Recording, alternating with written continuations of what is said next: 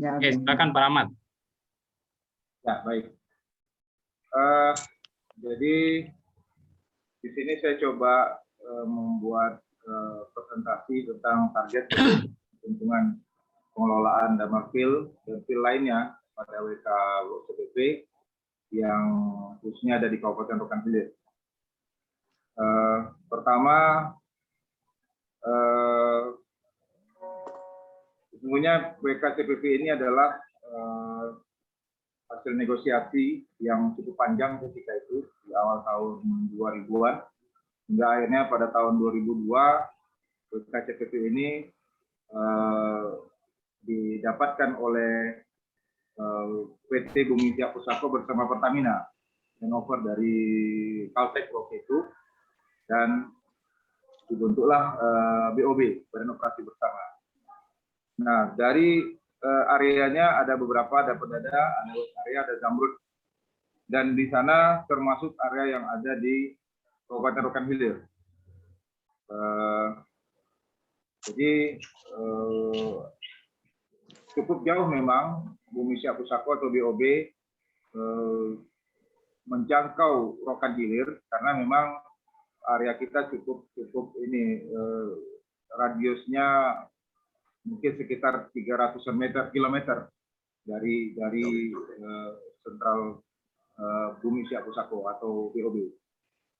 Nah, untuk di Rokan Hilir sendiri atau bahkan Riau, kita sesungguhnya ada di 3 WK, ada WK Rokan, ini yang warnanya putih, WK Siak, ada 3 area, ada Batang, ada Menggala dan sampai ke Lindai di Kampar sana, dan satu lagi CPP, ini warna hijau, dan saat ini juga sedang berproses WK Markika yang lagi seismik. Kalau kita melihat data dari tahun awal handover itu berada di kisaran 40.000 barrel per day, 42.000 barrel. Nah, saat ini sudah turun di angka sekitar 10.000 atau bahkan di bawah 10.000. Padahal pada tahun 1984 dia pernah produksinya 99.000. Nah, lalu kemudian ini alur persentase saham yang ada di WK CPP, 50% itu Pemda Siak, bahkan juga bersama Pemda Seriau, Kabupaten Kota, dan juga 50%-nya Pertamina. Nah, namun nanti untuk 2022 sampai 2042, WK CPP ini akan 100% dipegang oleh Bumi Siap Pusako. Nah, ini yang saya sampaikan di awal tadi, bahwa produksinya sudah jauh menurun dari target 40.000 tahun 2002, saat ini di bawah 10.000. Nah, dan untuk khusus ladang Damar sendiri, sebelumnya dimulai pada tahun 77, ini yang saya bikin warna merah, lapangan minyak Damar, Kota Garo dan Sabak, yang mulai berproduksi pada tahun 77. Nah, di samping itu, kalau dari tim DPOD waktu itu, Pak Profesor Tabairab, sesungguhnya ada sekitar 6 field yang berada di WK CPP yang ada di Rokan Hilir. Ada Damar Field, Tanjung Medan Field, Buaya Field, Kutu Field, Ujung Tanjung Field, dan Batang Field. Tapi yang kita fokus adalah Damar Field. Ini adalah peta Riau dan seluruh area, seluruh WK. Nah, khusus untuk Damar Field ini, sejak 2002 ketika CPP mendapatkan hak kelola di Damar ini, atau di WK CPP, Damar Field ini tidak diproduksi. Jadi ditinggalkan begitu saja oleh BSP karena memang mereka mungkin ya banyak faktor. Tadi dari 42.000 barrel hanya 10.000 yang mereka produksi, ya mungkin karena keterbatasan teknologi, bahkan anggaran, bahkan juga radius yang cukup jauh. Maka salah satu yang ditinggal itu adalah Damar ini, Damar Field. Sementara lapangan Damar ini dari tim-tim kita di lapangan bahkan orang yang pernah bekerja di Damar itu tahun 90-an itu, mereka mengatakan ada 8 sampai 10 sumur yang ada di Damar Field itu, dan produksinya diperkirakan 100 sampai 400 barel per day. Nah, ini kira-kira dari cuplikan dari peta tadi. Ini kalau dari Kota Bagan Sepiappi yang saya ada mouse ini saya gerak-gerakkan, ada pulaunya. Nah, berdekatan ini Pak. Misalnya di sini ada area Damar Field dari WKCPP, sebelahnya yang masih existing yang akan handover pada 8 Agustus nanti, salah satunya Pinang Field, yang ini pusing field di WK Siak, yang lainnya ada di luar semua. Jadi agak jauh memang posisi 3 area ini dibanding yang lainnya. Tapi ini Pinang ini masih diproduksi oleh Sepron sampai hari ini, dan akan berlanjut dikelola 8 Agustus oleh Pertamina untuk WK Rokat. Nah, ini data sementara yang saya sampaikan tadi, ada 8 sampai 10 sumur dengan kisaran 400 sampai 400 barel per day untuk Damar. Dan kenapa kita meyakini bahwa kita punya peluang untuk mendapatkan hak kelola di Damar Field ini? Pertama, untuk 2022 ini tentunya nanti akan 100% dikelola oleh CPP. Dan itu kita sama-sama BUMD. Dan kemarin kita juga sempat bicarakan di Gubernuran bahwa akan ada PI di sana yang mungkin kita punya hak juga di dalam. Nah, tapi ini tentu ada pembahasan khusus di lainnya. Nah, yang kedua, kita juga sempat menerbitkan rekomendasi kepada Indonesia Pusako sebagai perwakilan Provinsi Riau sebagai penerima PI di WK Rokat. Nah, ini juga sebagai negosiasi kita waktu itu supaya kita punya kedekatan lah bersama BUMD Kabupaten. Nah, yang ketiga, sudah 19 tahun sejak 2002 Damar ini tidak dikelola, sehingga karena ini tidak dikelola oleh CPP, sehingga sesuai dengan Permen SDM nomor 3 tahun 2008 untuk pengembalian wilayah yang tidak dimanfaatkan atau bagian wilayah kerja yang tidak dimanfaatkan oleh kontraktor, kita bisa maju dari sisi itu. Nah, ini kemarin kenapa saya berani menyatakan ini, karena pernah ada dari Bu Kun menyampaikan bahwa Pak John sudah merespon positif, maka kami berani telah menyatakan berminat berkolaborasi dengan BUMD, PDSPR, tinggal lagi bagaimana difikskan segala sesuatunya agar pengelolaan Damar Field ini bisa kita wujudkan dalam bentuk yang sesuai dengan peraturan perundang-undangan yang berlaku. Tentu bagi kami ada keuntungan Damar Field ini, kita mendapatkan keuntungan secara bisnis, dan BUMD juga akan bisa memberikan dividen kepada daerah. Selama ini yang kedua kita tidak dapat dana bagi hasil di sana, sehingga dengan pengelola itu bisa, dan juga ada saham PI di WKCPP yang kita sedang perjuangkan di Indonesia Pusakonya.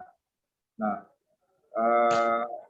dan ini ada beberapa tahapan-tahapan yang saya kira mungkin Bapak lebih paham tentang hal ini, yang kami kira sudah expert di bidang gas, dan ini saya ingin tunjukkan di presentasi kemarin memang belum kita kirim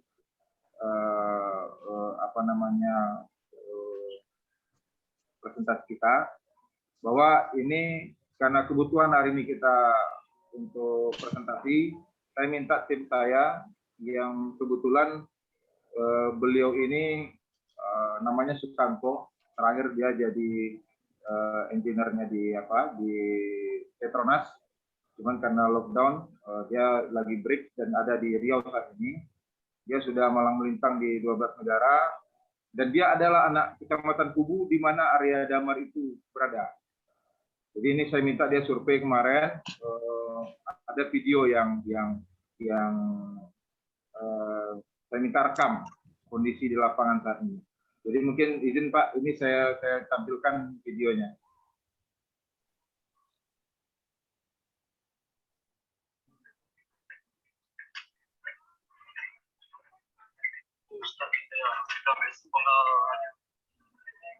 Awal untuk pengambilan data blok dan wakil awalnya kreatif menuju ke titik pertama dan kita itu berapa kilometer dan juga hari ini.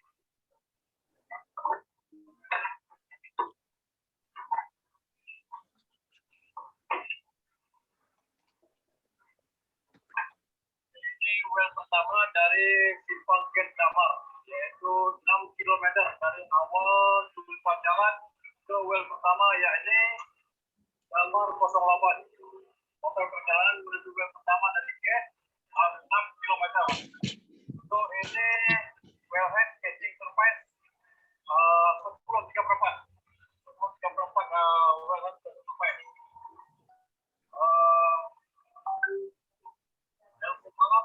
Ukuran 2 inch, 3 inch palas link,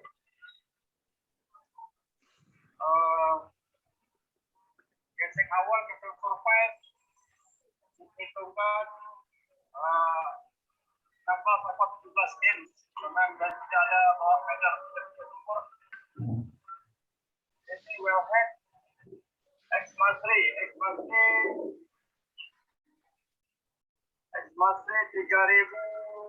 PSI, ukuran ada promo 1358 perhitungan. Pendonat 1, 2, 3, 4,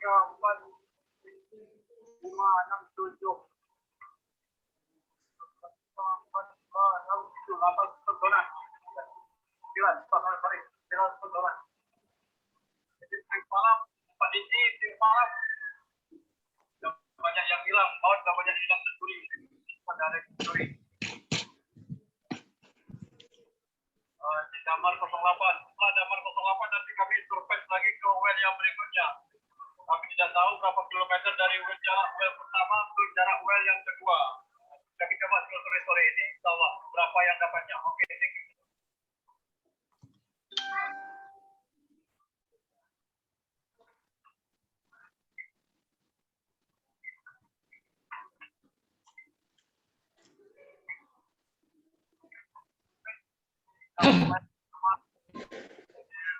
Dari awal pertemuan pertama sekitar 500 meter sudah sampai 1 kilo. So ini adalah bentuk kelompok. Bentuk dari kelompok menggunakan kontak. Di atasnya pusat kontak. Ada juga di bawah yang dari platform tersebut. Tapi aku tidak tahu data awalnya dari mana. Setelah diteliti ada survei dari Pertamina bulan Juni 2021 baru ini. Dapat data awal. Mungkin lebih dalamnya kita ambil data nanti dari BSI. Oke, thank you.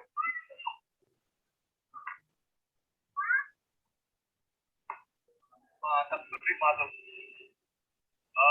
Well masih aktif. Oke, gentlemen, selamat sore.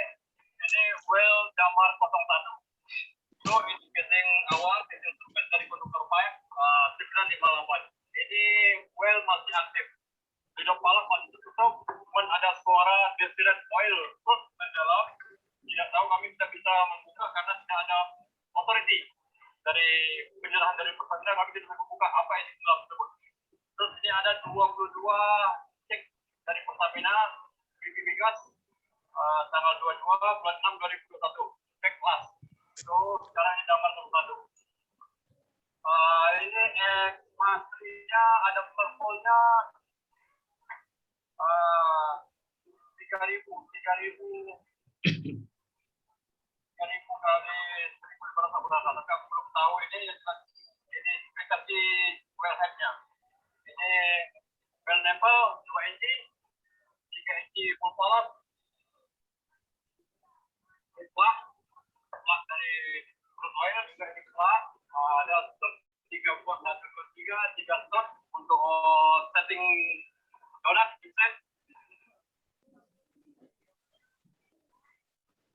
Ya, aku rasa begitu. Well masih aktif, masih kedengaran suara. Oke, gentlemen, ini well pertama. Dari gas sterik, dari gas station ke well pertama Damar 01 sekitar 40 meter atau 50 meter. Dari gas sterik ke well yang Damar 01. Kilowatt. Oke,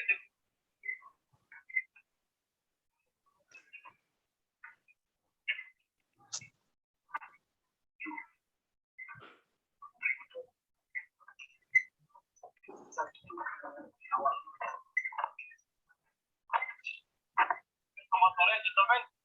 Ini well yang ketiga. Well ketiga kami jumpai. Ini Damar 07. Well yang ketiga kami jumpai dari awal tadi. Jarak dari well kedua menuju ketiga Damar 07 yakni 1 kilometer. Ini ketik awalnya kita survive 95 menit. 95 menit. Ini ada peskulnya 12 titik. 12 titik ini yang sudah ada veteran. 12 titik 3000 SI. So, hidup malam terdiri dari posisi. Posisi ada hidup top, plak, posisi, buat di sana. Ini maut, yang bilang well dalam keadaan mati. Dalam kebocoran yang sudah not hidup malam ke atas yang bisa kami jangkau untuk membuka apakah ada cairan turun atau tidak. Untuk survive tentu bersama tanah dan nampak ada inspection dari Pertamina 22 Jun 2021. Dan jadi kami coba nanti menelusuri lagi berapa well lagi yang dapat sore ini. Well aktif satu meninggal mati, tapi kita belum tahu apa yang di dalam karena kita belum buka coba. Untuk pencarian sore ini aku rasa cukup sampai sini sekarang karena pukul 4 waktu Riau waktu Indonesia, jadi kami cukup sampai sini sambil menunggu well data nanti dari BSP ataupun COB. Ini well yang selanjutnya atau apa-apa aja yang ada dalam well data ini kami untuk yang keduanya lagi untuk tinjauan well setelah dapat data dalam well kami mungkin 8 sampai 10 rumah untuk well kita coba dan bisa nanti sebagai bahan kita untuk jadi rapat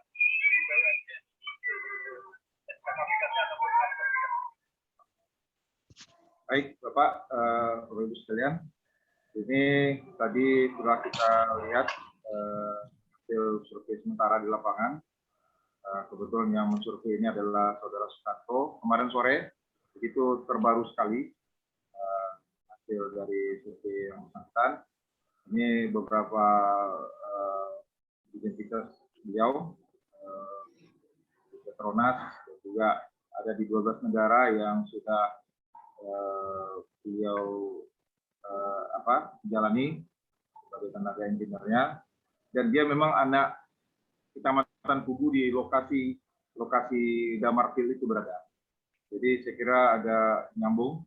Jadi saya coba kemarin membuat ilustrasi dengan Google Maps, jarak dari simpang Damar ini ke beberapa titik itu sekitar 6 sampai 8 km.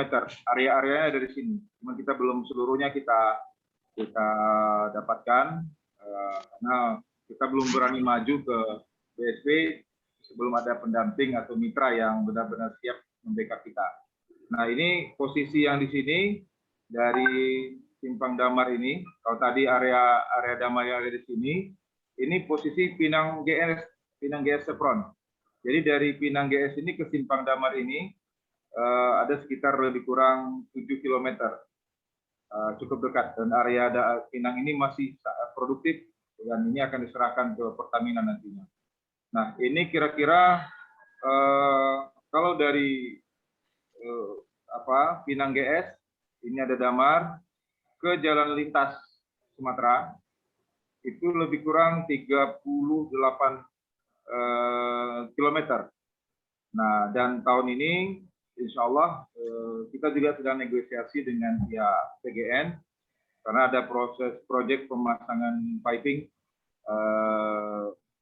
Ini mungkin kita berharap BUMD juga dilibatkan di sini untuk piping dari Pinang GS ke titik nol di Jalan Lintas Sumatera ini.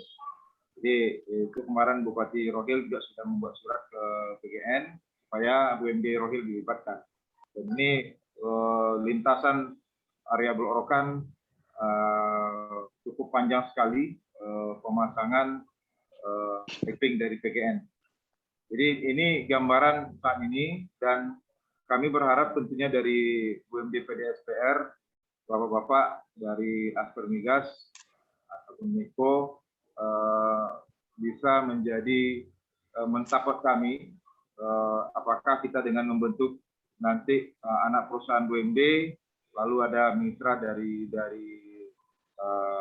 investor yang dibawa atau yang dihiasi oleh Aspermigas. Kami sangat berharap sekali ini bisa terwujud karena memang kalau dari data Permenes nomor 3 2008 sangat memungkinkan untuk kita bisa menggarap sumur marginal yang tidak lagi dikelola oleh kontraktor. Sesungguhnya banyak sekali area-area lain yang mungkin bisa kita kelola, tetapi kami belum berani karena kita mulai dari yang kecil dulu lah.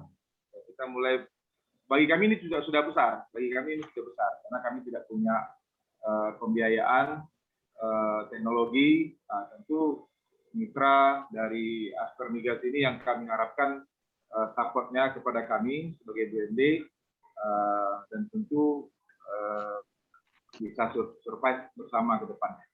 Saya kira itu mungkin Pak informasi dan presentasi yang bisa kami sampaikan. Terima kasih. Assalamualaikum warahmatullahi wabarakatuh. Waalaikumsalam. Waalaikumsalam warahmatullahi wabarakatuh. Mungkin Pak John mau mulai menanggapi atau Pak Suryana? Yes. Ya, oke. Ya. Presentation tadi terima kasih, sangat bagus itu. Dan juga selamat untuk BUMD di Riau ini yang sebenarnya sudah punya cukup banyak tahun berpengalaman dengan sumur-sumur lapangan-lapangan yang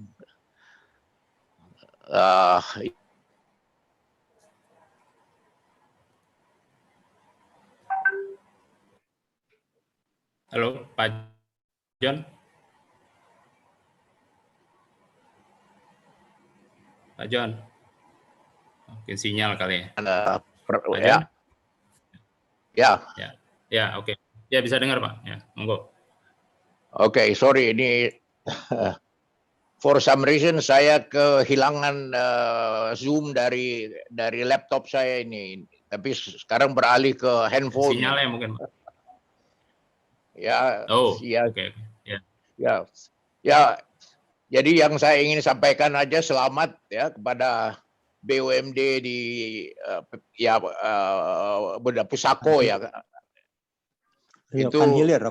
Oh ya, di Rokan Hilir itu menjadi salah satu hasil ya, dan Anda merupakan satu bukti bahwa perusahaan nasional itu mampu untuk melaksanakan operasi lapangan-lapangan minyak ya dengan cara-cara yang bertanggung jawab. Jadi dari Aspermigas sendiri, memang Aspermigas sejak pertama kali sejak pembentukannya itu menggagas sebenarnya inisiatif dari para anggota terutama yang ingin masuk ke bidang hulu. Nah, dalam hal ini BUMD ya untuk makin lama tentunya ke depan makin menguasai itu lapangan-lapangan minyak. Apakah itu yang ditinggalkan oleh Belanda tapi mungkin tidak diteruskan oleh Pertamina ataupun lapangan-lapangan yang mungkin yang akan terima kembali dari perusahaan-perusahaan oil company yang sudah mengakhiri kontraknya di Indonesia. Gitu.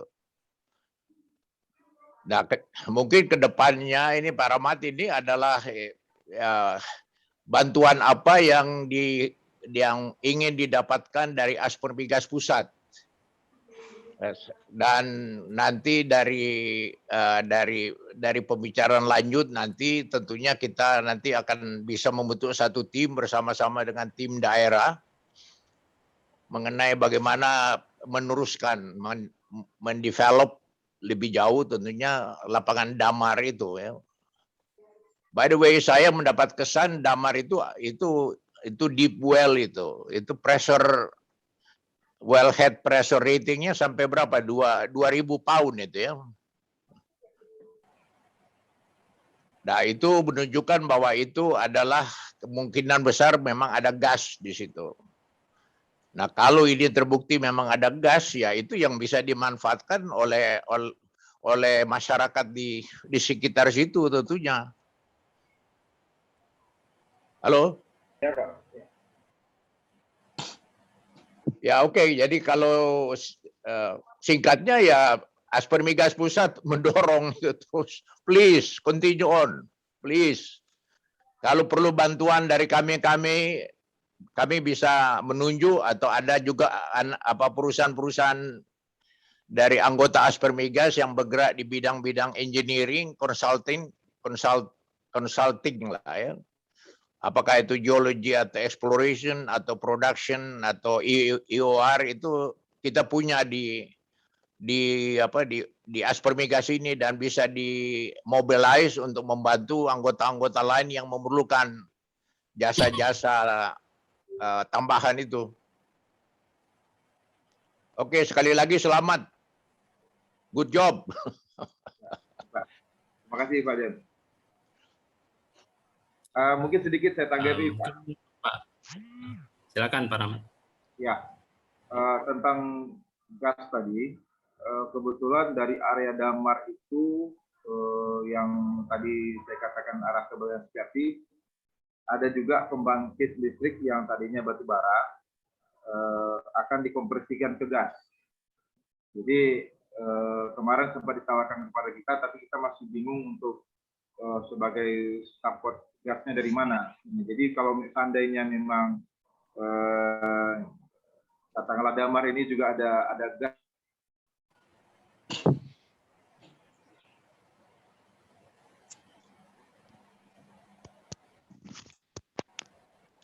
Sinyalnya nih. Gantian. Pak Rahmat mungkin ditutup aja videonya Pak, biar lebih lancar. Bagaimana Pak? Ditutup aja videonya, jadi audio aja Pak, biar lebih lancar. Mungkin karena sinyal atau bandwidth-nya kurang. Ya. Jadi, silakan Pak. Ya, saya ulangi lagi. Ya, karena memang ada kemarin tawarkan kepada kita, ada pembangkit yang batu bara akan dikonversikan menjadi gas. Jadi 2 mega akan di-upgrade menjadi 10 mega. Nah, kita berharap mungkin karena radiusnya juga tidak terlalu jauh dari area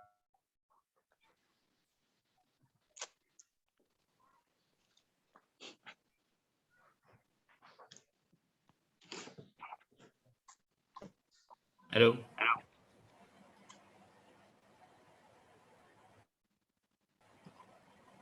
Hang lagi nih kayaknya. Iya. Halo? Halo Pak Rahmat. Ya. Ya, bisa Pak. Monggo Pak. Pasca damar ini, pengelolaan damar ini juga akan arahnya ke sana. Seperti yang pernah ada di Condor Petroleum di Pulau Padang, mereka mensupport PT BGP, pembangkit PT BGP itu dari Condor Petroleum itu. Nah, harapan kami seperti itu. Nah, cuman yang kendala kami adalah kami ini kan BUMD ini nggak punya dana, Pak. Seperti saya bilang tadi, kita tidak punya pendanaan, kita tidak punya teknologi, Nah, kami berharap ada mitra nih dari yang dimediasi oleh Aspermigas. Tadi alhamdulillah Pak John juga telah menyampaikan mungkin ada beberapa anggota Aspermigas yang bisa menjadi mitra kita. Tapi kami memang pengen ini bisa benar-benar klop, dan dari proses awal ini, proses negosiasinya sampai ke produksinya, ini benar-benar kami di backup. Karena memang BUMD sangat terbatas sekali soal pembiayaan. Dan kalau soal SDM-nya, ya ini mungkin yang di Saudara Sukanto ya, juga hadir, bisa tunjuk angkat tangannya. Ini beliau ini yang tenaga ahli kita, dan beliau siap tinggalkan Petronas untuk kembali ke daerah, Pak. Ini yang luar biasa, yang sebagai putra daerah kami sangat berterima kasih kehadiran Saudara Sukanto ini. Dia udah pengalaman di 12 negara, dia siap tinggalkan luar negeri untuk kembali ke daerahnya untuk membangun daerah. Nah, cuman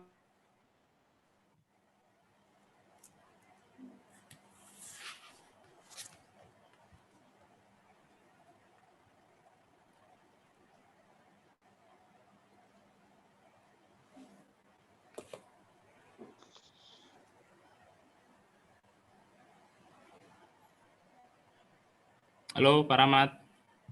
Nggak kedengeran Pak. Ya, hang lagi nih. Ya.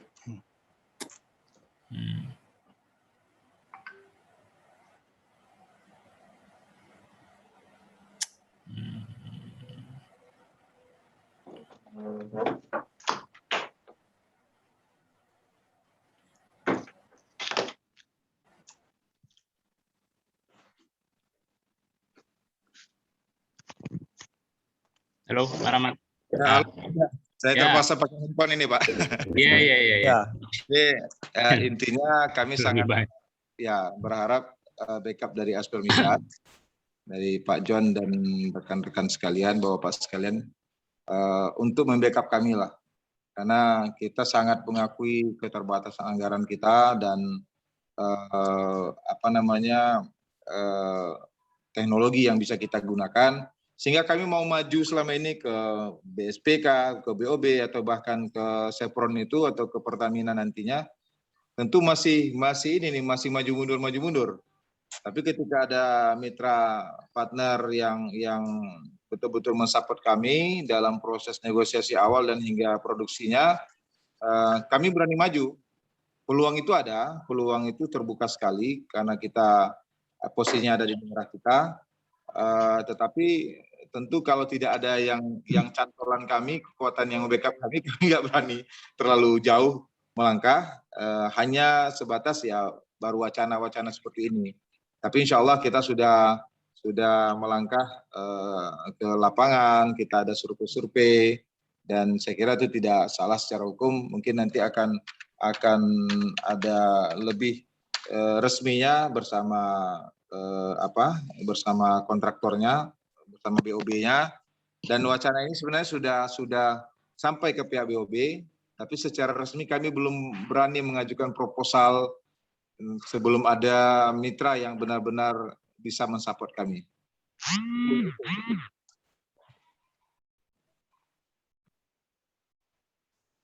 Oke. Halo, bisa dengar ini? Bisa Pak. Pak John, monggo. Oke, jadi mengenai keterbatasan dana itu memang dihadapi oleh internal banyak perusahaan Indonesia gitu. Ingin mengetahui BUMD itu kan badan usaha daerah. Nah, sampai di mana kemampuan dari pemerintah di daerah untuk mendukung, mendanai itu. Saya tidak minta 100% ya. Mendukung dana, tapi paling tidak kalau ada dana awal itu akan menarik dana-dana dari luar dibandingkan dengan situasi di mana tidak ada dana internal gitu ya. Iya. Itu pertama. Dan yang kedua bahwa karena ini perusahaan pemerintah, ya, jadi mestinya bank-bank pemerintah itulah yang ingin kita yakinkan. Apa yang dilakukan oleh perusahaan-perusahaan Indonesia ini seperti BUMD di Riau ini patut didanai, patut diberikan pinjaman yang tentunya kita lah yang akan meyakinkan bank-bank itu bahwa ini proven reserve-nya sudah ada, sudah ditemukan, hanya tinggal memproduksikannya gitu.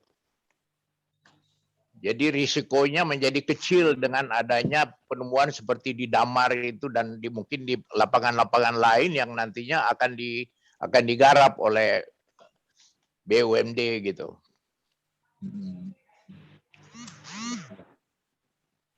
Halo? Ya Pak. Ya. Tapi begini Pak, memang apa kita ingin maju ke perbankan kita kan tahu sendiri butuh sesuatu yang sudah eksis ya. Sementara kita ini kan baru proses-proses awal sekali dan peluangnya tetap ada, tetap besar untuk mendapatkan itu. Tetapi untuk support dari perbankan itu kami kira ini agak sulit kita dapatkan. Sementara juga kondisi daerah hari ini juga kondisi kita APBD kita defisit. Jadi untuk berharap pembiayaan dari daerah saat ini juga sangat riskan. Makanya kami berharap dari mitra ini yang benar-benar bisa mensupport kita gitu. Mitra yang sudah expert di bidang migas ini gitu.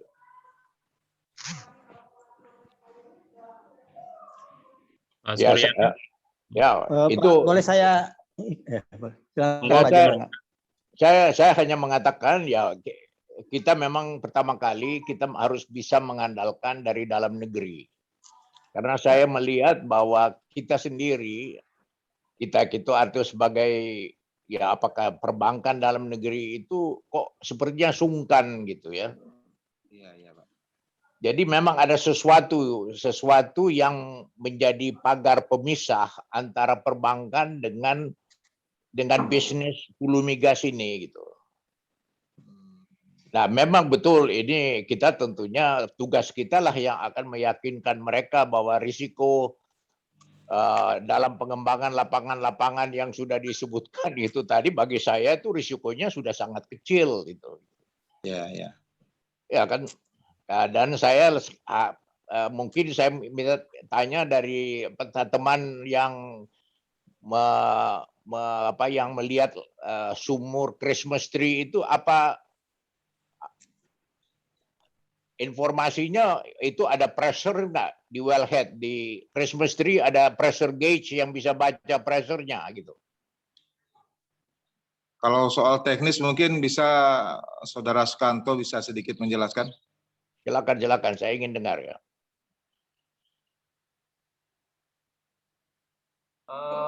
Kemarin saya melihat di well yang aku temukan 3 well tidak terdapat pressure gauge.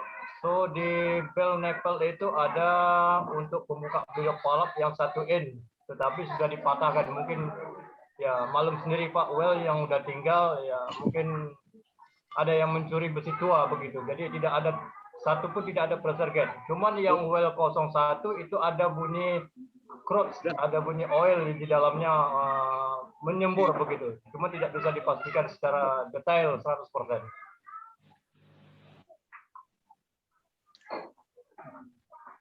Ya kalau ya yang bisa saya katakan barangkali ya usulkan ya orang lapangan itu tahu apa yang harus dibikin ya. Tadi kan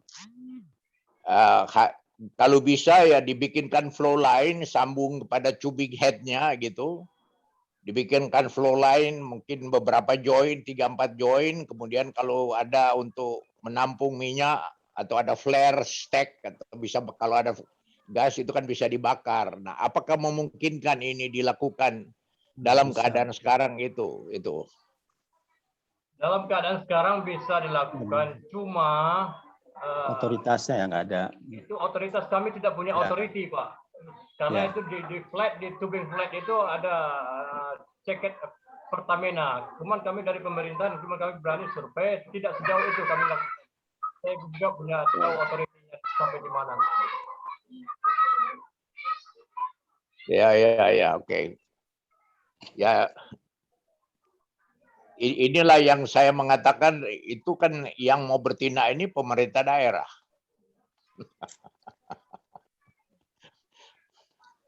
Jadi pemerintah daerah harus minta izin ya. Iya Pak. Oke. Oil and gas pusat Pak. Ya, Wewenang. safety-nya, ya. Oke. Ya, oke. Jadi secara teknis bisa sebenarnya dilakukan.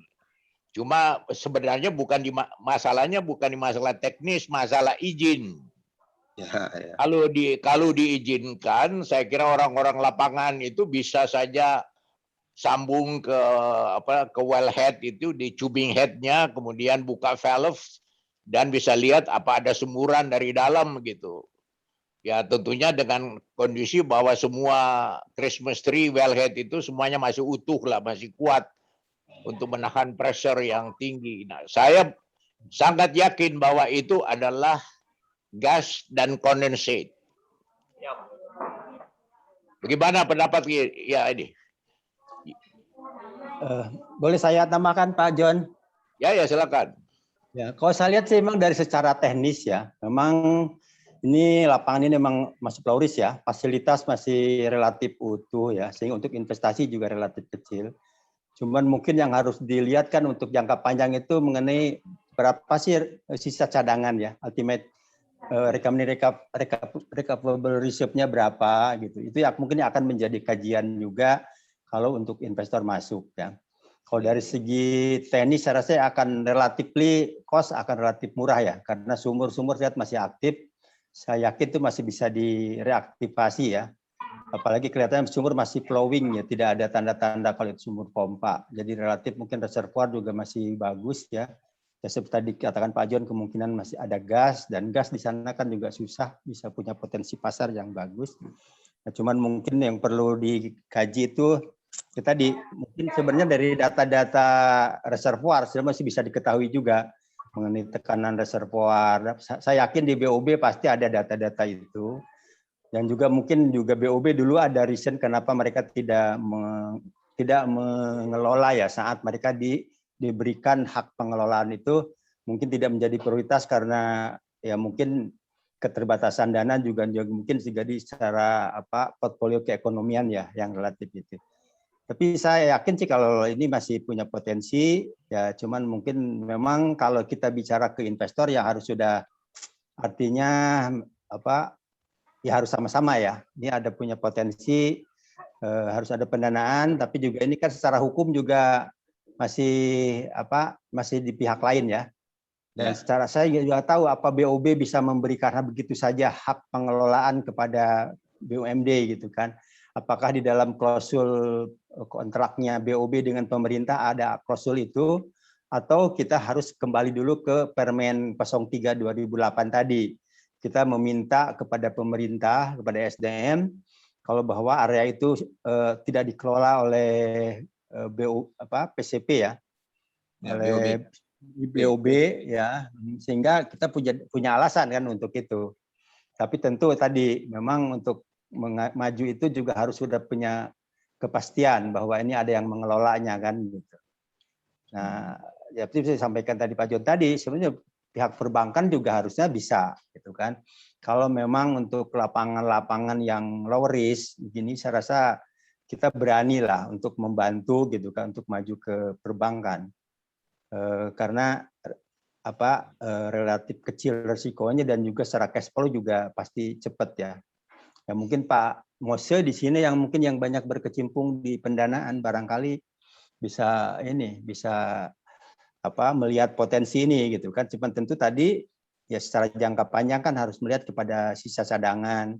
Barangkali juga mungkin masih ada potensi untuk pengembangan kan, bukan hanya dari existing well. Barangkali mungkin juga masih punya potensi untuk penambahan sumur sehingga akan memberikan potensi yang lebih besar dari estimasi 400 BOPT tadi gitu kan. Jadi Ya, mungkin Pak Bosio mungkin bisa ini bisa apa? Ya, makasih. Kita secara teknis mungkin kita bisa bantu ya. Jadi izin Pak John. Oke, tadi Pak John bilang memang itu betul, butuh duit untuk cari duit, ya. Bukan masalah kita harus kasih orang duit untuk dapetin investasi, bukan. Tapi untuk mengkolek data, Pak. Ya, tadi Pak Suryana bilang investor untuk masuk harus ada data. Ya, yang Bapak sampaikan tadi itu is good, itu udah bagus, tapi itu hanya surface data aja, surface inspection aja. Ya, yang kita butuh adalah sebenarnya subsurface-nya. Subsurface-nya seperti apa?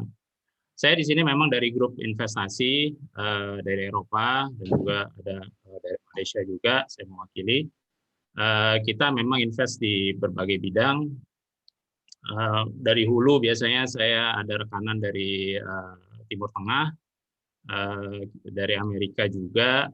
Terus terang sekarang kita lagi diskusi dengan Rokan, dengan Pak Buyung ya untuk investasi di Rokan juga, di blok Rokan dari sisi IOR dan sisi produksi juga. Nah, ini terus terang menarik ya. Tapi yang pertanyaan pertama yang pasti investor tanyakan, kenapa lapangan ini diabaikan oleh BOB? Ya, itu harus dijawab dengan jelas. Jadi nggak bisa cuma hanya, oh iya ini mungkin karena jauh, ya. Ini mungkin harus lihat, mungkin keekonomiannya kurang, mungkin produksinya kurang, mungkin ada di situ ada gas yang tidak diinginkan, yang akhirnya meningkatkan biaya produksi, akhirnya tidak ekonomis lagi. Itu kan hal-hal yang kita harus ketahui. Makanya penting adalah data, penting adalah kita mencari informasi sebanyak mungkin data subsurface. Surface mungkin sudah oke, sudah done ya, tapi subsurface-nya ini Pak. Nah, itu yang ada itu yang punya data itu adalah BOB, yang punya data itu adalah Pertamina. Nah, approach ke Pertamina itu bisa mungkin Aspermigas kita dukung ya untuk approach untuk dapetin data itu. Ya, dan di sini Pak John juga saya setuju dengan Pak John, memang harus ada peran BUMD. Jadi BUMD nggak bisa lepas tangan gitu aja ke investor, karena ini kan resiko tinggi. Walaupun dibilang oke ini resikonya rendah, tapi kan anything can happen karena kita belum melihat barangnya keluar. Ya, anything can happen. Bisa aja seperti blow out atau ternyata ada risiko tinggi di situ, who knows ya. Jadi BUMD yang didukung oleh pemerintah Pemda itu harus punya peran. Nah, perannya apa? Nggak bisa diserahkan seluruhnya. Kita yang negosiasi, kita yang dukung dari belakang, BUMD tinggal terima jadi gitu. Nggak bisa. Itu harus sama-sama. Nah, sama-samanya gimana? Nah, tadi saya setuju dengan Pak John, Pemda harus melontorkan uang. Literally, benar-benar harus mengeluarkan uang. Jadi nggak bisa, ngajak investor masuk. Karena ini belum siap. Terus terang, belum investment ready. Istilahnya, belum ready untuk investasi. Nothing, karena datanya masih sangat kurang. Nah, itu perlu didukung oleh Pemda. Ya, misalkan nih, orang-orang Aspermigas, ya di sana dibiayai oleh Pemda untuk kita diskusi dengan BOB ya. Untuk negosiasi, untuk cari data dan lain sebagainya. Kan kalian kalau di belakangnya ada asosiasi kita kan, Aspermigas agak lebih gagah kan untuk ngadepin Pertamina atau BOB. Kita juga punya koneksi ya dan lain sebagainya. Nah itu setidaknya biaya-biaya operasional seperti itu ya Pemda masa sih nggak mau ngelontorin sekecil-kecilnya pun. Nah ini kan potensi besar bagi kalian. Ya, jadi bukan membantu kita sebenarnya, membantu kalian juga seperti apa. Nah itu yang saya mesti tekankan. Kalau masalah bank itu that's later, itu nanti kalau sudah bank itu biasanya di belakang. Ya, pertama itu investor dulu, investor masuk untuk dan kalau bank melihat ada investor dan investor itu dikenal dan dipercaya oleh bank itu akan nyusul. Jadi bank nggak bisa duluan ngebiayai sesuatu yang kayak gini karena mereka nggak paham. Orang bank ini bukan orang yang paham. mau dikasih training selama setahun penuh pun juga masih tetap nggak paham juga. Percaya, karena resikonya bagi mereka itu mereka melihat masih resiko tinggi, hulu resiko tinggi. Ya. Nah, itu yang selalu dihadapi. Kenapa bank-bank di luar itu bisa membiayai proyek-proyek hulu? Ya, karena memang kemampuan mereka secara finansial dan kekuatan mereka itu bisa mengambil resiko, porsi resiko yang jauh lebih besar daripada bank di Indonesia. Ya, so that's ya. Jadi kalau bank di Indonesia ini dia lihat dulu siapa partnernya. Kalau memang partnernya bagus, baru mungkin dia bisa bantu. Ya. Tapi itulah yang dibutuhkan. Nah, untuk mendapatkan partner yang bagus, partner investor yang bagus, yaitu harus ada data. Nah, data itu butuh apa? Butuh biaya. Biaya dari mana ya? Pemda sebagai inisiator, sebagai yang punya ide dan inisiator ya. Kayak misalnya kita buat startup sendiri, kan dari kocek sendiri dulu kita buat startup, ya startup digital misalkan. Kita kan harus dari duit kita sendiri dulu kan, dari keluarga kita mintain duit dulu untuk dana awal, baru dari situ sudah setengah jadi, sudah ada mock-up-nya segala, baru kita tawarkan ke investor, namanya angel investor. Dari angel investor naik lagi ke venture capitalis, setelah venture capitalis naik lagi ke investment bank atau private equity atau private investment ya. Dari situ baru bank itu baru di belakang. So itu prosesnya sebenarnya. Jadi Pemda harus punya peran, dan kita kalau mau kita bantu, kita mau lihat Pemda punya peran. Ya, nggak cuma kawan-kawan BUMD, ya, tapi di belakangnya si bupati itu harus juga punya eager, nggak cuma nyerahin aja ke investor. Kita harus sama-sama punya eager, harus sama-sama punya motivasi. Nah, saya lihat memang ini datanya masih kurang, it's not investment ready, ya. Untuk kita menggelontorkan uang aja untuk cari data aja, yang the first question and the most important question adalah kenapa ini di-abandon sebelumnya. Nah, itu harus dijawab secara penuh gitu loh. Jadi ada step-stepnya Pak. Silakan Pak. Jadi begini, pertama tentang BSP atau BOB sendiri bersama Pertamina, kalau tentang sumur memang mereka pasti punya kita ya. Kenapa mereka tidak produksi, apakah cost-nya atau mungkin tidak ekonomis segala macam. Tapi yang jelas bukan hanya area damar sesungguhnya yang tidak mereka garap. Dari 42.000 turun jadi 10.000, berarti ada 75% area yang tidak mereka produksi lagi. Dan itu bukan hanya di Rohil. Jadi itu kami menganggap memang faktor pembiayaan mereka yang sangat terbatas sehingga mereka tidak mampu untuk memproduksi semua area. Itu satu poin. Itu baru asumsi memang. Dan yang kedua, mengenai data, ya memang tanggal 12 ini saya rencana dengan tim akan turun lagi ke lapangan. Kebetulan seperti di awal saya sampaikan ada rekan kita yang saat ini bekerja di platformnya Chevron di Petapahan. Beliau memang pernah bekerja di sana dan punya data. Jadi itu yang akan kita gunakan, tanggal 12 Juli ini insya Allah kita akan turun dan pertama datanya dan juga semua sumur yang ada di damar itu akan kita telusuri. Kita akan dokumentasikan lagi seperti kemarin yang sudah dilakukan oleh Saudara Sukanto, dan mungkin dengan data yang ada itu bisa menjadi kita lebih fixnya. Dan ketiga, Bupati kita, Bupati Rohil ini sebenarnya baru Pak. Jadi baru sekitar 1,5 bulan yang lalu lah, lebih kurang dilantik, dan beliau sangat fokus tentang migas. Jadi kemarin hari 2 pekan lalu kami rapat, beliau tanya ada nggak investor yang siap mendampingi kita, kira-kira seperti itu. Artinya kalau soal negosiasi, lobby, mungkin untuk data-data di lapangan, ya kita bisa upayakan itu. Ya nggak mungkin juga kita apakan dari investor kan, hanya untuk nyari data lapangan untuk ini kan. Tetapi confident kami tentu harus didampingi, ada backup tadi gitu. Jadi kalau kami maju hanya sekedar minta data, terus negosiasi tanpa ada yang benar-benar membackup, kami juga agak riskan nih kan, agak apa juga kurang pede juga untuk maju. Itu yang saya maksud. Jadi paling tidak ada support dari Aspermigas.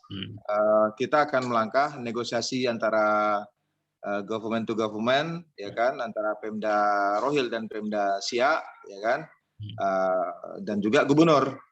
Karena pasti akan ada mediasi dari gubernur, dan insya Allah kalau karena kita masih sama di Riau, ini mudah dikomunikasikan. Cuman support tadi Pak, ini mau maju tidak ada kekuatan ini kan kita riskan ini, kita kurang pede jadinya untuk melangkah. Ya, makasih Pak Ahmad. Pak Rahmat. Monggo Pak Suryana. Ya, mungkin kalau saya sih Pak, justru itu mungkin kalau data itu kan Bapak kan juga pasti punya hubungan baik ya dengan teman-teman di BOB yang dari PSP-nya ya. Itu paling nggak untuk minta data subservice itu saya rasa tidak terlalu sulit gitu ya pastinya. Karena mereka pasti punya data reservoir terutama pada saat mungkin Chevron dulu menyerahkan ke BOB ya.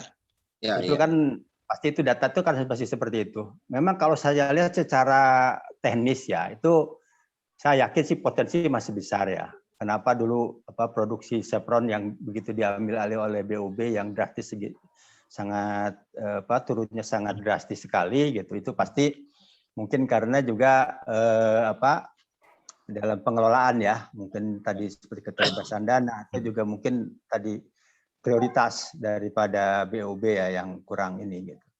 Jadi saya lihat mungkin untuk data awal mestinya dari pihak Rokan ya, dari BUMD mungkin bisa approach teman-teman yang di sana untuk mendapatkan data-data reservoir ya, cadangan, data kondisi. Biasanya harus ada izin Pak dari Menteri karena segala data itu adalah milik negara ya. Iya benar. BUMD ini betul ya. Mungkin tidak minta fotokopi langsung barangkali. Tapi biasanya bisa ada data yang mungkin bisa ya pertemanan lah.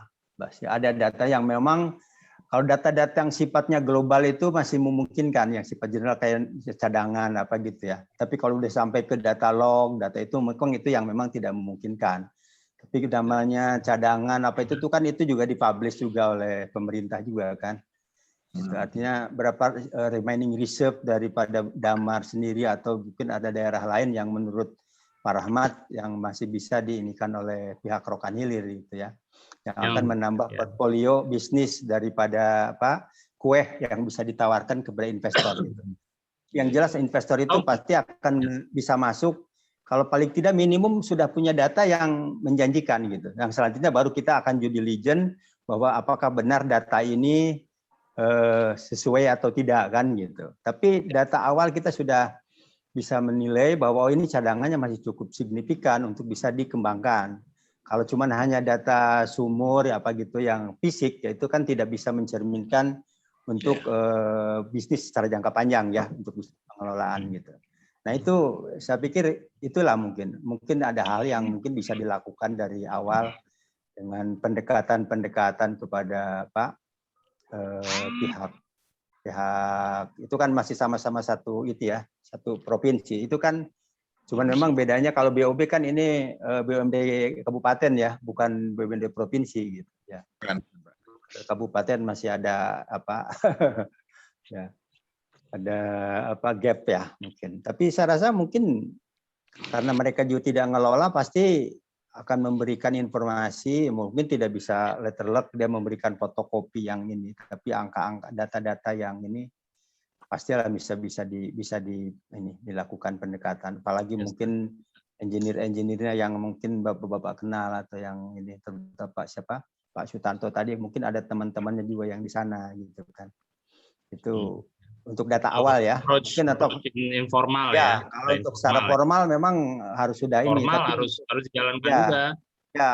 Jadi udah dua gitu. Jadi informal sama formal karena kita tidak akan bisa maju ke formal kalau sama sekali Buta, ya. informasi itu tidak ada, buta gitu kan. Karena kalau investor itu melihatnya dari segi long term-nya ya, jadi cadangan, terus apa mungkin historical dari apa kondisi lapangan itu seperti apa gitu kan. Itu tadi alasan kenapa dulu BOB kenapa dibiarkan gitu, tidak diproduksikan. Padahal kalau lihat dari sumur, saya lihat masih bagus, masih utuh ya. Artinya pasti itu masih aktif pada saat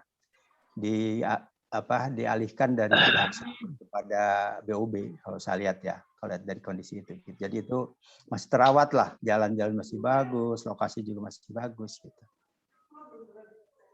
Itu mungkin jadi, yang ini memang harus ada approach ya, ada approach yang tadi Pak Suryana bilang formal. Kalau Pak Sutanto ini background-nya apa Pak? Kok boleh tahu? Geologis, reservoir engineer, petroleum engineer. Petroleum Pak, saya last di Petronas konsultan membawa perisai Pacific 101 backup. Saya lama bekerja di offshore lepas pantai. Work offshore saya tidak pernah sama sekali. Saya drilling. Jadi mungkin saya bisa. Kenapa orang bisa? Aku tak bisa. Saya akan bisa work offshore. Iya. Iya, jadi ya pasti Pak Sutanto juga tahu kan kita butuh data. Data subsurface itu kita butuhkan. Nah itu tadi yang Pak Suryana sarankan, tolong approach aja informal. Di satu sisi kita harus sudah mulai approach juga secara formal. Di mana mungkin nih ya saran saya, karena biasanya Lemigas itu punya data-data juga Pak.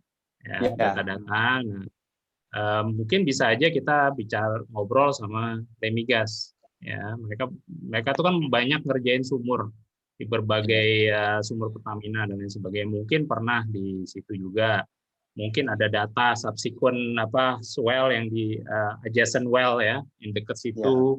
Nanti bisa diinterpolasi ya, data-data seismik yang di dekat situ yang bisa diinterpolasi juga.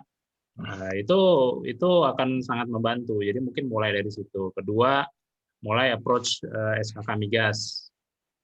Ya, secara belak-belakan aja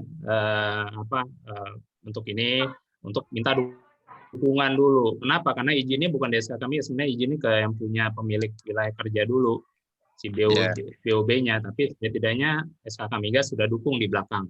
Ya, itu satu. Nah, habis itu baru approach nanti ke BOB. Nah, approach BOB itu kita sudah siap. SKK Migas sudah dukung, ada Lemigas, ya mungkin bisa dukung juga kita. Nah dari situ kita datang. Nah saya bisa aja bawa grup saya, grup investment firm, ya pura-puranya mau investasi juga, jadi bisa. Oh ini udah ada investor yang berminat, memang kita butuh data. Nah saya sih welcome aja kalau mau ngajak saya. Monggo ya, ketemu BSP, ketemu BOB ya monggo, karena saya tahu di sana tuh produksinya 9.600 Pak, produksi terakhir ya, I know very well. Dan mereka lagi engage dengan beberapa kontraktor, calon kontraktor ya, untuk nanti 2022 misalkan udah diambil alih, si kontraktor ini nanti yang ngerjain dan akhirnya bagi hasil. Nah, kontraktornya itu juga saya tahu ya. Dan saya tahu juga dia mau bangun kilang, saya juga tahu dia dan itu bisa kita manfaatkan untuk kita nge-push gimana bisa menyerahkan blok ini. Nah, dari sisi hukum memang WK itu tetap milik BOB ya, tetap milik wilayah kerja BSP nanti tahun 2022. Jadi mungkin bisa kerjasama operasi ya, kayak joint operation atau KSO kalau di Pertamina ya, KSO, ada JOA juga, joint operation agreement ya. Joint operation agreement itu bisa hanya untuk mengelola satu area saja, itu juga sesuai, dan itu business to business ya, mau kayak gimana itu tidak diatur oleh pemerintah seperti apa harus kerjasamanya. mau pakai participating interest kayak, mau itu benar-benar dikelola swakelola sendiri, itu juga bisa. Itu tergantung yang punya wilayah kerja mau seperti apa. Tapi bagi hasil dengan pemerintah itu hanya dengan BOB. Ya, jadi kita nggak bisa misalkan saya mau ikutan bagi hasil jadi kayak triparty dengan pemerintah, nggak bisa. Pemerintah tuh hanya bisa melihat BOB-nya aja. Ya, jadi kita nggak bisa ikut sebagai istilahnya profit split ya, split sharing dengan pemerintah. Jadi split kita itu pasti nanti masuk ke dalam splitnya si BOB. Nah, itu seperti kayak gitu banyak. Ya, silakan Pak John. Ya, oke, saya begini, saya kira apa yang sudah disampaikan itu semuanya itu betul, sangat betul. Nah, yang harus kita bicarakan ini langkah pertama ke depan, besok, lusa, whatever, ya, yang harus dirancang, harus diprogram, ya, siapa yang terlibat, misalnya, dan apa tugas mereka yang terlibat di situ, ada tugasnya, kemudian ya terusin saja gitu. Jadi tidak usah dulu kita bicarakan mengenai aspek hukumnya, itu sudah jelas di Indonesia sudah ya. Sekalipun saya termasuk orang yang tidak pada saat ini saya bilang pengaturan hulu migas itu menganaktirikan perusahaan Indonesia. Jadi itulah yang harus menjadi perjuangan Aspermigas gitu. Ya, jadi kita itu bukan production sharing contractor. Bukan. We own. Rakyat Indonesia, pengusaha Indonesia own. Ikut memiliki deposit yang ada di situ. Jadi harus berpikir dari aspek itu dalam memperjuangkan apa yang perlu kita lakukan gitu. Ya, saya ambil contoh saja, tapi mengenai risiko tadi itu, saya pernah berhadapan dengan satu perusahaan yang mendapat satu wilayah, dia laporkan ada 7-8 sumur, kemudian mereka bilang itu ada tekanan, saya minta coba dibuka satu, waktu mereka buka menyembur minyak, waktu mereka sampai sumur ketiga, saya bilang sudah stop aja, minyaknya jangan dikumpulin itu. Waktu saya bawa ke bank is more than acceptable. Immediately. Jadi saya pun dalam hal ini, waktu saya ngomong mengenai wellhead itu, saya mau sebagai orang lapangan puluhan tahun jadi production reservoir engineer di lapangan, itu yang harus manajemen di sana tuh melakukan. Blow the well. Nah, tapi tadi ada katanya nggak bisa, mungkin harus ada izin. Tapi kalau dia sudah menghasilkan minyak, apalagi ada gas, sudah bank itu melek mereka. Jadi itu barangkali salah satu yang bisa dilakukan sebagai dari rentetan ke depan itu, ya di samping data mengenai reserve itu tentunya ada semua itu. Ada itu. Dan itu mestinya pemerintah itu siapapun juga yang menguasai itu harus membuka lebar-lebar itu. Agar rakyat Indonesia, pengusaha Indonesia ini bisa melakukannya, bukan tergantung kepada perusahaan-perusahaan dari luar gitu ya. Nah, jadi saya kira yang ke depan ini Pak Rahmat ini, ya, you adalah punya perusahaan yang bekerja dengan BOB ini ya. Ya. Oke. Belum sih. Kerja. Ya, belum akan ya, oke. Belum.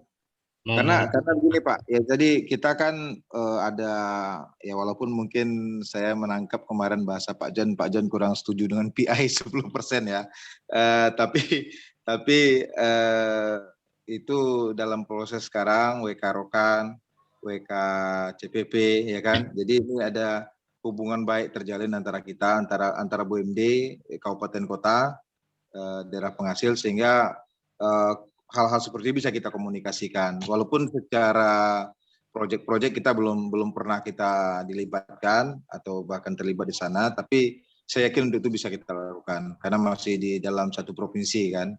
masih di daerah lah, masih bisa lah kita ini kan negosiasi kan. Untuk rokan udah dapat persetujuan Pak untuk PI. BSP kan udah tuh. Kalau rokan ini ada dua kalau SIA sudah SIA menunggu persetujuan menteri nih udah, karena di WK SIA itu profil 35,4%, Kampar 14,6 dan Riau Petroleum 50%. Ada 3 kan. Nah, kalau untuk rokan kita menunggu proses ini dulu, handover dari Chevron ke Pertamina-nya 8 Agustus ini. Tapi untuk PI juga sudah mulai diinisiasi, sepertinya tidak BSP sebagai perwakilan penerima, tapi nanti Riau Petroleum Rokan yang akan penerima PI-nya. Itu gitu. wacana yang berkembang di Pemprov Riau lah. Gitu. Oke. Ya, memang selalu ada konflik ya antara provinsi sama kabupaten ya. Itu juga bagian yang mungkin saya sampaikan waktu halal bihalal tahun lalu kan. Ya. Persentase Memang. Saya mau kasih satu cerita waktu dengan Jawa Barat. Saya di Bandung, ada BUMD Bandung tentunya. Jadi orang-orang Cirebon, orang-orang Subang yang punya lapangan-lapangan minyak, dia bilang kok kami itu harus tunduk kepada Bandung yang nggak ada minyak di Bandung ini katanya. Iya Pak. Iya kan? Iya. Itu aja. Jadi sebenarnya itu konflik dalam pengertian ya memang ada perbedaan pendapat lah. Tapi saya kira itu urusan provinsi sama kabupaten-kabupatennya itu ya, itu saja itu. Masih bisa dikomunikasi. Ya itu. Ya oke, yang menjadi kendala selama bertahun-tahun Pak. Iya. Yang dibilang simpel itu justru nggak simpel. Tapi itu memerlukan shock terapi. Ego masing-masing sih Pak. Ya pasti ada. Ya, itu tugas Aspermigas, salah satu tugas Aspermigas untuk mengurangi itu ego itu. Jadi memang ada kepentingan ya, tentunya ada kepentingan, tapi bukan dalam pengertian negatif ya. Kita harus melihat itu kalau antara provinsi ya, dengan kabupaten itu urusan mereka lah gitu ya. Iya. Nah, tapi kembali lagi ya kepada langkah yang berikut ya, saya kira saya berbila usulkan jadi Paramat itu barangkali nanti bisa menyampaikan ya ini untuk resminya saja kepada Aspermigas bahwa perusahaan Paramat itu memerlukan dukungan dari Aspermigas, di mana Aspermigas akan menunjuk lah mungkin orang-orang yang diperlukan oleh Pak Rahmat di situ ya. Ya kita nggak tahu apa yang Pak Rahmat perlukan secara detail gitu. Tadi memang sudah disebut perlu adanya data gitu ya. Iya. Nah, kemudian dari sesuatu yang tertulis itu ya Aspermigas nanti kami akan nanti berunding dengan perusahaan-perusahaan anggota Aspermigas yang mungkin mempunyai kepentingan dengan perjanjian ini gitu. Apakah itu berupa advice ya. Tapi saya kira kok ini minimum itu sebenarnya kelihatannya Pak Rahmat ini cuma perlu boosting aja kok. Maju gitu. Ya, betul Pak. Maju aja lah, maju. Nah kalau ada apa-apa ya kita tentunya dari pusat ya bisa beberapa anggota individu ya bisa berhubungan langsung begitu bagaimana apa yang masalah apa teknis, non teknis, apa masalah hukum atau masalah mungkin relation perlu dari Jakarta kita bisa pergi ke menteri, kita bisa pergi ke Pertamina misalnya supaya anggota kita ini yang ada di daerah itu mau diberikanlah opportunity itu, kesempatan itu. Jadi saya ingin membuat senario ke depan bahwa ini doable, bisa dilakukan. Memang akan ada batu-batu yang menghalang di perjalanan, ada pagar-pagar yang harus dilompati, itu biasa itu. Tapi yang perlu maju aja deh. Gitu. Baik Pak. Baik. Ya. Ya. Baik Pak. Cuman saya tertarik Pak yang dijelaskan Pak Mose tadi. Karena kalau kami kan pertama masih awam, saya kan yang baru bacanya tentang Permen SDM nomor 3 2008. Jadi kemungkinan area atau lapangan itu dikeluarkan jadi WK baru. Tapi kalau tadi yang dengan sistem KSO, ada area-area yang bisa kita garap, itu juga teknisnya seperti apa juga saya belum ini Pak Mose. Mungkin bisa diberikan sedikit apalah kepada kami kan. Dan kalau bayangan saya kayaknya lebih mudah itu ya. Lebih mudah dengan sistem KSO. Yang penting ada restu dari K3S. Ya, untuk memisah untuk itu di relinquish ya dari sebuah WK itu kan mesti persetujuan sih. Yang susah itu bukan dari menterinya, justru ini dari yang punya WK-nya. Egonya gimana, dia mau nggak ngerelain itu diambil orang gitu loh. Itu kadang-kadang walaupun memang nggak dikerjain sama sekali. Pertamina EP ini luasan WK-nya itu kan dari Sabang sampai Merauke. Ya. Itu aja mereka nggak mau relinquish sedikit pun. Ya, untuk dikelola. Padahal banyak sekali, mungkin lebih dari 70% itu nggak dikelola sama sekali sama mereka. Itu aja susah, egonya, ya kan. Nah ini jadi emang sulit. Jadi memang harus dengan strategi yang berbeda, strategi mungkin kerjasama dan lain sebagainya. Di JOA itu bisa macam-macam. Itu kan bisnis to bisnis ya, agreement-nya seperti apa. Nah, itu bisa. Dan memang kalau dibilang hukum itu kita bicarakan nanti, pasti nanti akan ditanyakan sama mereka itu. Si BOB, lah, terus mau kerjasama seperti apa? Nah, kita harus sudah siap jawab itu. Nggak bisa kita, ya yang penting datanya dulu dah Pak. No. Pasti mereka tanya, kerjasama seperti apa? Gitu. Jadi harus sudah siap, dan kita harus ada backup-nya secara legal, apa yang bisa kita kerjakan, ya JOA-nya gimana gitu. Jadi ya itu usulan-usulan. Ya itu nanti akan tertuang dalam suatu ya apa mau dikatakan MOU atau apapun juga supaya jelas siapa yang melakukan apa gitu ya. Karena ini ada saya anggap ya Pak Baramati kan anggota Aspermigas perusahaannya. Dan mereka sebagai anggota itu tentunya memang punya ya bukan hak saja tapi perlu dibantulah gitu ya.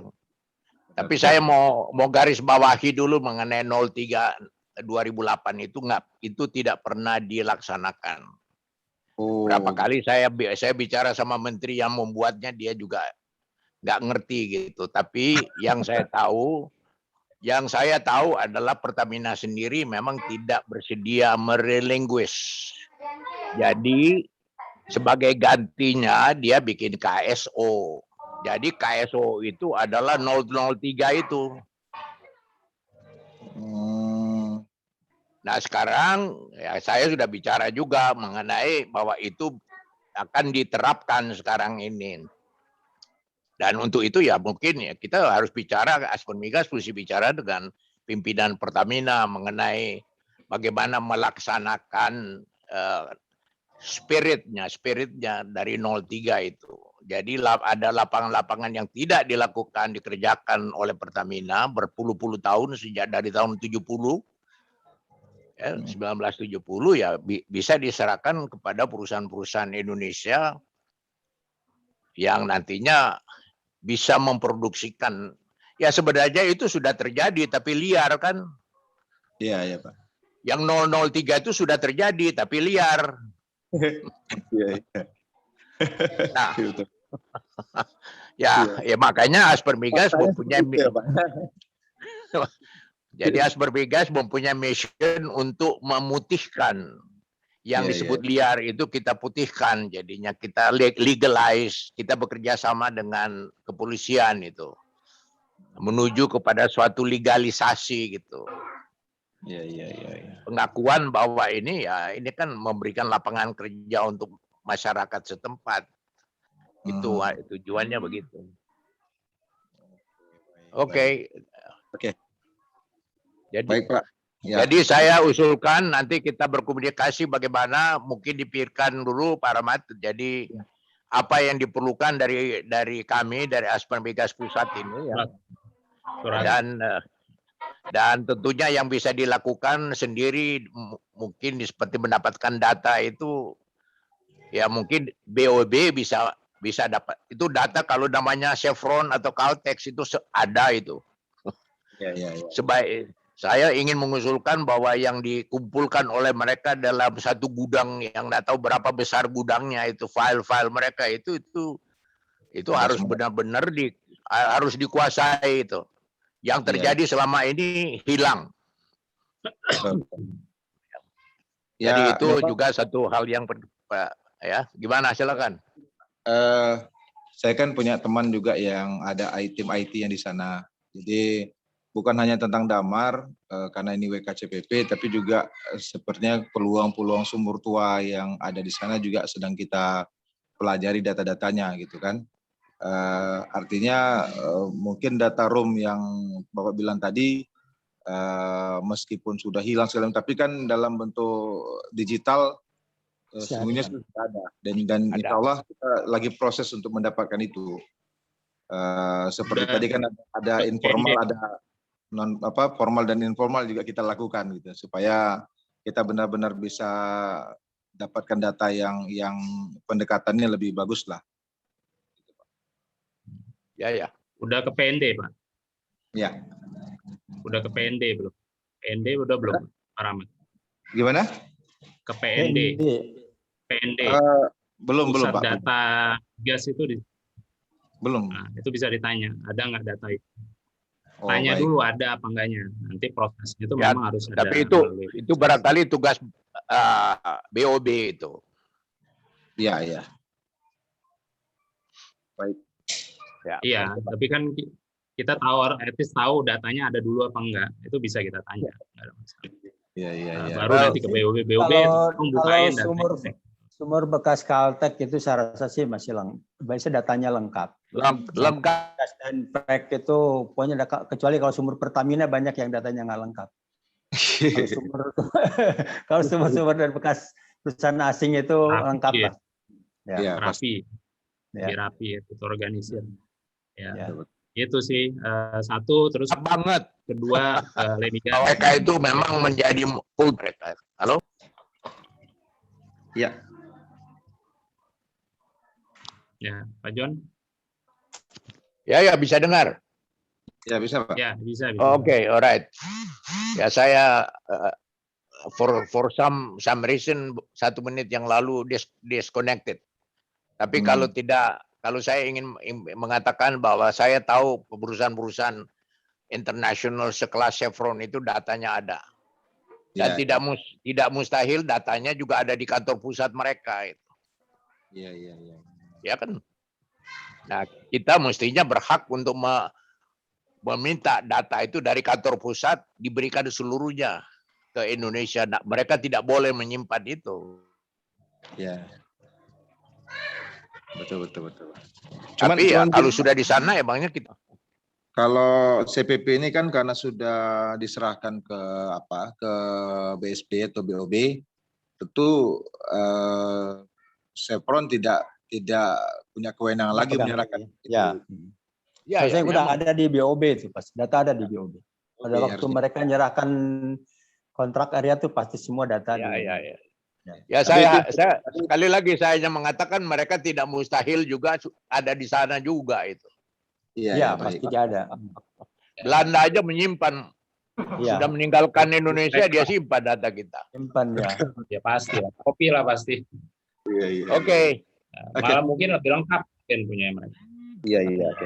Oh ya, jadi itu sih saran saya.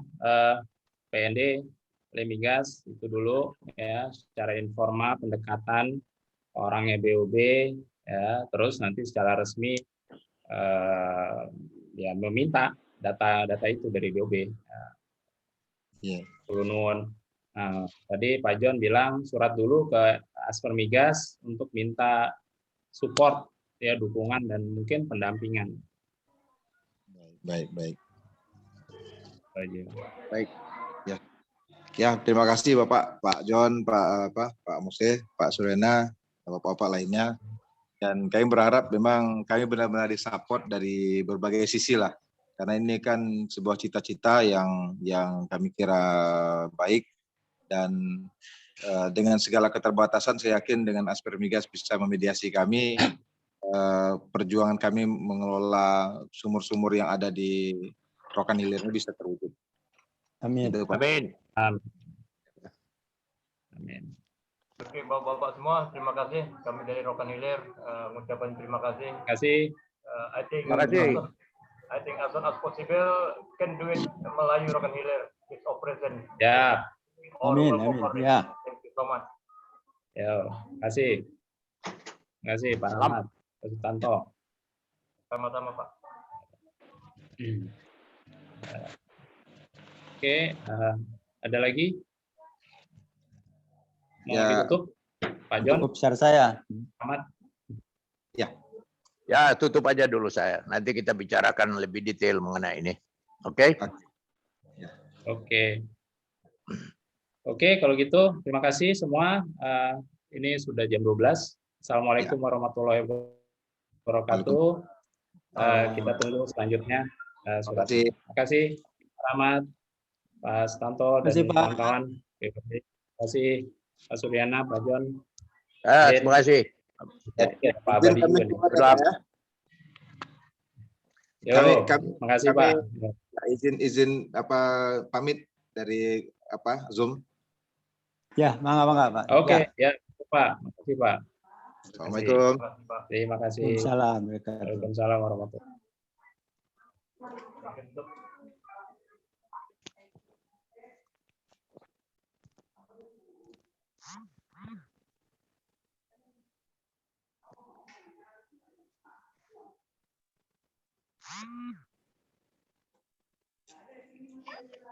Oke,